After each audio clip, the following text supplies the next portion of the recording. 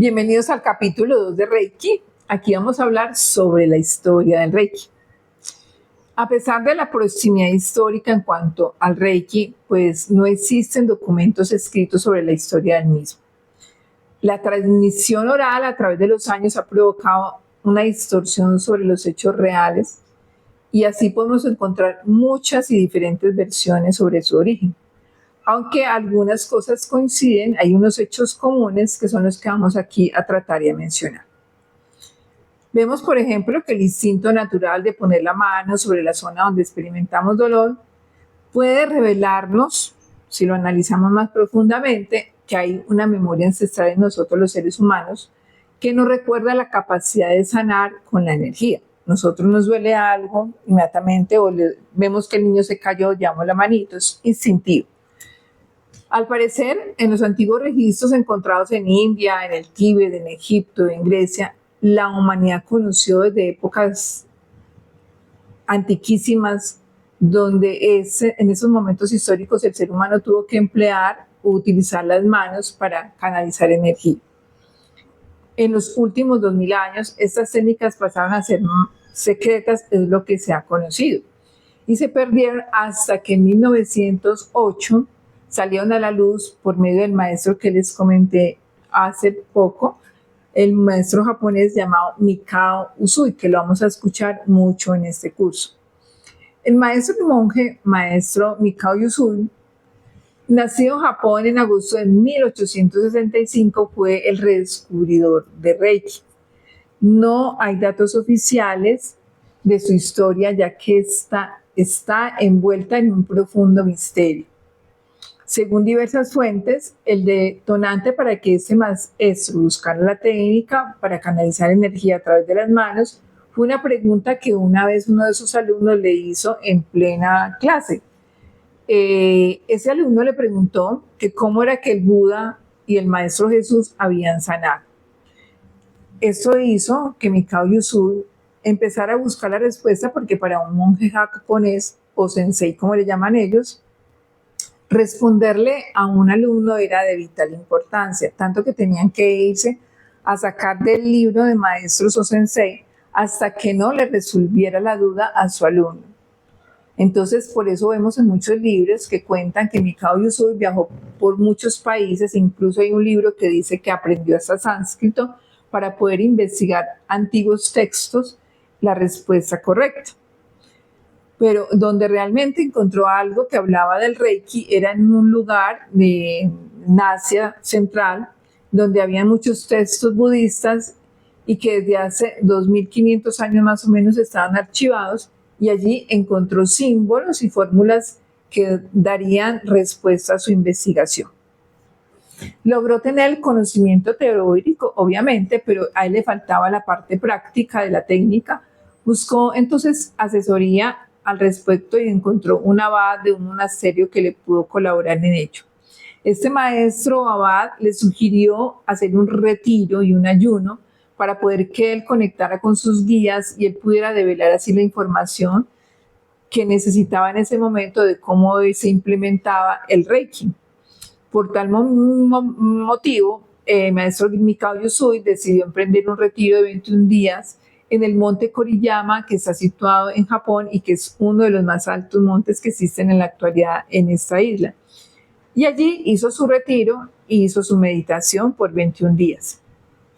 Él puso ante sí 21 piedras que le servían para llevar la cuenta del tiempo y no se fuera a pasar de 21 días. Y cuando llegó el 21º día, él creyó que ya no iba a conseguir su objetivo. Se puso a mirar el horizonte porque estaba muy triste, porque no le llegó ninguna revelación. Y él se preguntaba qué hacía entonces a continuación. En ese momento, cuando él ya sentía desfallecer, que ya no había forma de averiguar en qué consistía el Reiki, cómo operaban esos símbolos que había encontrado, cómo era la dinámica de Reiki, es donde aparece un ser de luz resplandeciente, un ser con conciencia que avanza hacia él y le comunica telepáticamente que podía él darle ese conocimiento que él estaba buscando. Pero también le hacía ver que podía su radiación, que era, como es un ser radiante, que le podía afectar enormemente a él y hasta de pronto matarlo de un impacto. Usui, él dice que no le interesa y toma la decisión de dejar que ese ser de luz se acerque a él, porque él no se iba a ir de ahí sin tener el conocimiento. Así hizo el ser de luz con consentimiento de Mikao Usui, y lo que hizo fue que impactó sobre él todos aquellos símbolos que Mikao Usui había conocido y le pudo hacer entender cómo era su dinámica, cómo era su utilización, cómo era que se podía impartir esa técnica incluso. Ese impacto de ese ser lo hizo en la frente de Mikao Usui. Mikao Usui salió del cuerpo, vio burbujas de colores y también entendió que ahí estaban los símbolos de Reiki. Él descubrió esos símbolos, como les dije antes, en uno de sus viajes, y a medida que veía cada símbolo, recibía también la sintonización de cada uno de ellos y también pudo entender cómo se lo podía pasar a otras personas. Él quedó desde ese momento convertido en un canal de Reiki con la facultad también de poder transmitirlo a otros seres humanos. Cuando Mikao Usui sale de ese estado donde le fue dado toda esa iniciación o sintonización, todo ese conocimiento, él queda agradecido, termina la experiencia, el ser de luz desaparece, él empieza a bajar de la montaña y en su descenso, pues estaba todavía un poco débil por el ayuno tan fuerte, ha tropezado con una piedra, cuentan los escritos, y se ha dañado un piececito. ¿Qué hace automáticamente Mikao Usui? Él se lleva la manito al pie instintivamente y nota que inmediatamente la herida deja de sangrar y se repara y deja de doler.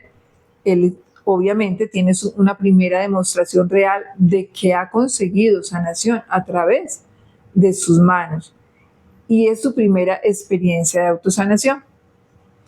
Después, él, al descender por la montaña, él llega a un lugar a buscar comida y allí encuentra una posada donde come copiosamente y empieza a observar que la chica que lo atiende está inflamadita en su rostro por un absceso que tiene.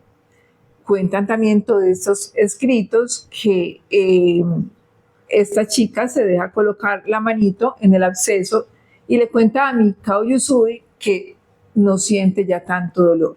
Mikao Usui lo observa, participa en esa sanación y ve cómo incluso la hinchazón ha bajado.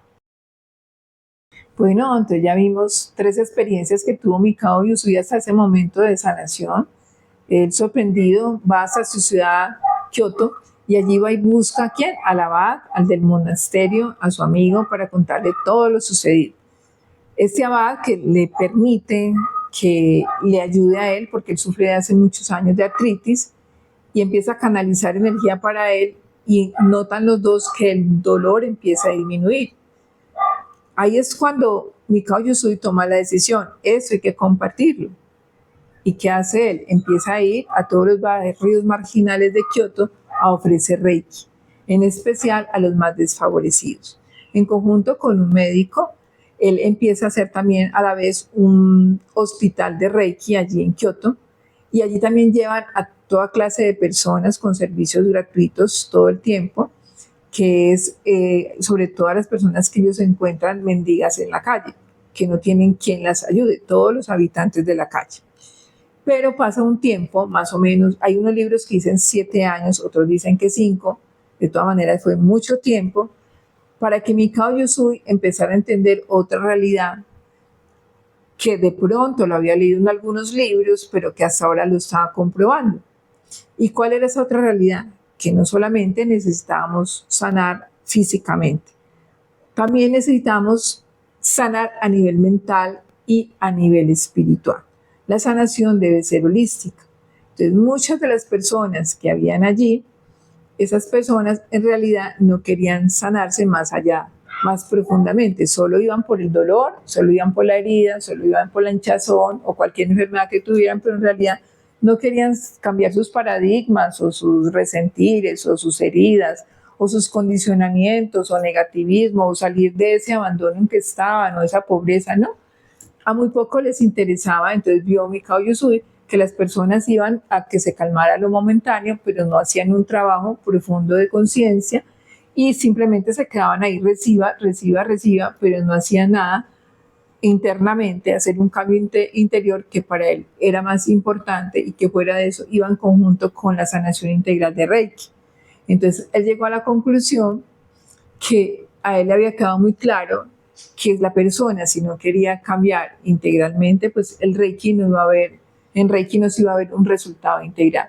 Entonces, una cosa es hacernos todos los días nosotros el tratamiento o permitir a otra persona que reciba el tratamiento, y otra cosa es que si esa persona o uno mismo empieza a cambiar internamente muchos de sus hábitos equivocados, muchas de sus creencias irracionales equivocadas, muchas de esas actitudes negativas y destructivas, debe haber un conjunto de en todo sentido para la sanación de un individuo. De ahí nacen los preceptos y principios de Mikao Usui, que más adelante los vamos a ver. Entonces, este hombre fue un gran sensei, que es como se dice a los maestros japoneses. Y este maestro nos ha dejado infinidad de enseñanzas, y él fue el que rescató la sanación a través de la imposición de manos. Usui enseñó a otras personas en Japón, que luego se fueron a vivir a otros lugares, y estos a su vez enseñaron Reiki a otras personas, y estas a otras, hasta, por ejemplo, mi persona, donde me llegó la instrucción de varios maestros que fueron también a su vez alumnos de otros maestros que vienen desde el linaje primero de Mikao Usui. Y espero que no pare conmigo, que continúe contigo esas enseñanzas, estas técnicas, para que muchas personas se beneficien, para que puedas compartir con tus amigos y familiares, y podamos hacer no solamente una sanación física, sino integral, a nivel físico, mental, emocional, sentimental, espiritual y de conciencia. Bueno, aquí terminamos el capítulo de la historia del Reiki.